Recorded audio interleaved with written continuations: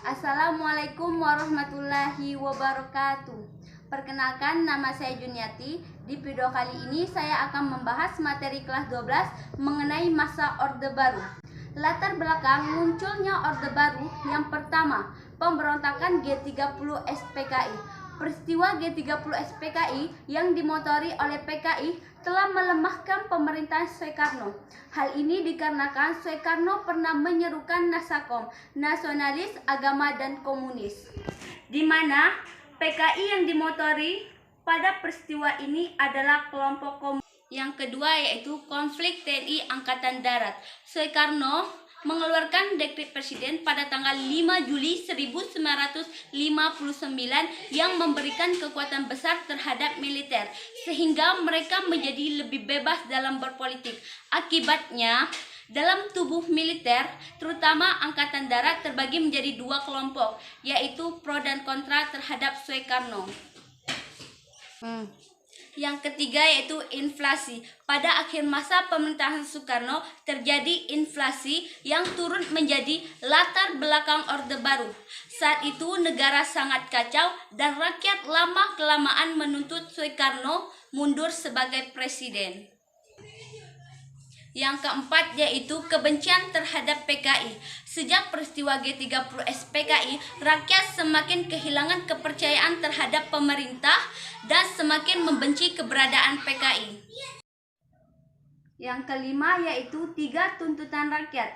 Berbagai kesatuan aksi seperti Kami, Kasih, Kapi, dan yang lainnya, di mana tujuan pembentukan organisasi tersebut yaitu untuk membasmi tokoh G30 SPKI yang terlibat. Pada tanggal 10 Januari 1966 di depan gedung DPR GR mengajukan tritura yang berisi: pertama, pembubaran PKI beserta organisasi masanya; yang kedua, pembersihan kabinet Dwi Korah; yang ketiga, penurunan harga barang-barang; yang keenam yaitu reshuffle kabinet Dwi Korah. Pada tanggal 21 Februari 1966 serta dibentuknya kabinet 100 menteri belum memuaskan hati rakyat karena rakyat masih menganggap terdapat tokoh G30 SPKI di dalam kabinet itu.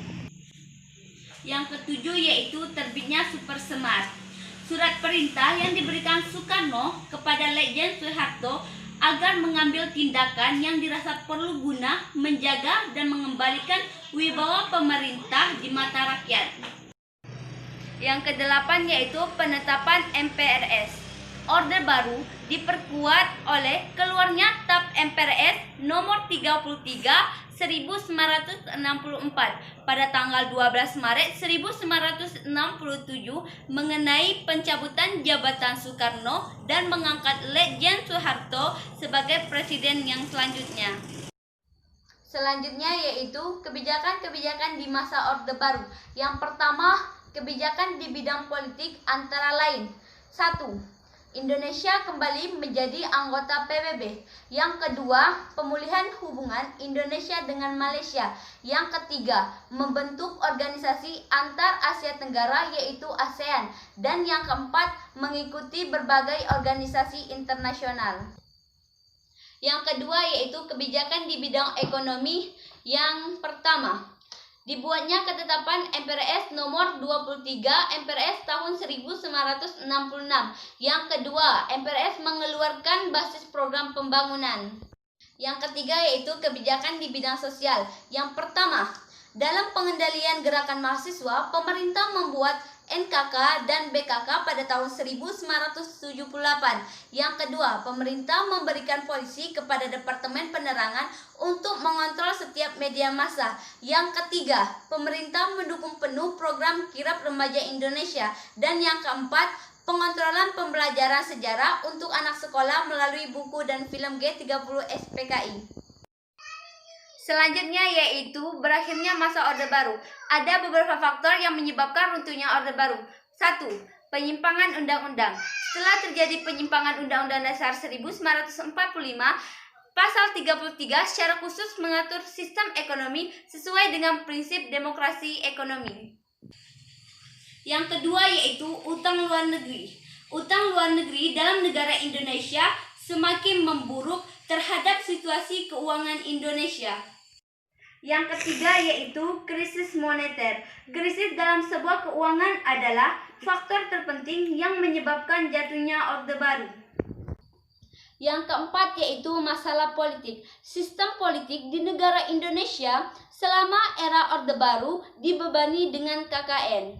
Yang kelima yaitu kepercayaan. Mengurangi adanya sebuah rasa kasihan terhadap kalangan masyarakat karena praktik KKN yang tampaknya telah dihentikan pemerintah tanpa rasa malu. Yang keenam yaitu krisis kepercayaan.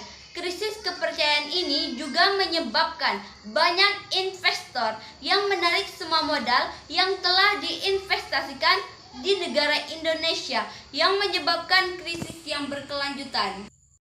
Yang ketujuh yaitu krisis hukum.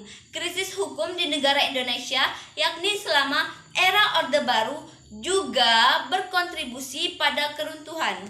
Yang kedelapan yaitu tragedi Trisakti.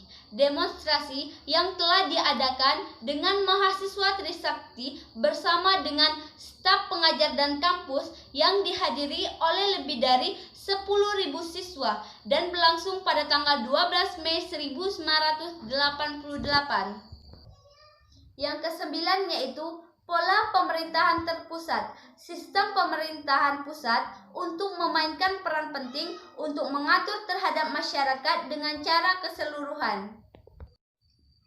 Yang kesepuluh yaitu asas Bhinneka Tunggal Ika. Adanya penyimpangan dari sebuah prinsip terhadap kesatuan dalam keberagaman yang ditandai dengan diskriminasi di mana-mana di masa Orde Baru.